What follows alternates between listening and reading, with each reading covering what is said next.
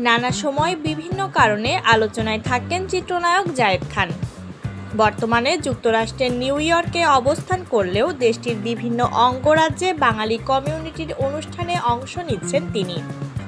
এবার এমনই এক অনুষ্ঠানে পারফর্ম করতে গিয়ে অগ্নিদগ্ধ হয়েছেন এই অভিনেতা। ঘটনাটি ঘটেছে যুক্তরাষ্ট্রের ওকলাহোমা অঙ্গরাজ্যে। মঙ্গলবার 12 মে একটি সাংস্কৃতিক অনুষ্ঠানে অংশ নেন জায়েদ খান।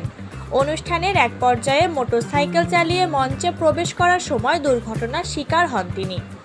জানা গেছে, মোটরসাইকেলের সামনে ও পেছনে ফায়ার ওয়ার্কস ব্যবহার করা হয়েছিল।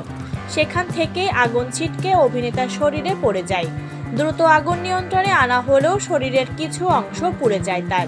তবে আহত অবস্থাতেই পারফরমেন্স চালিয়ে যান জায়েদ খান। পরে অনুষ্ঠান শেষে তাকে চিকিৎসা দেওয়া হয়। বর্তমানে তিনি বিশ্রামে রয়েছেন।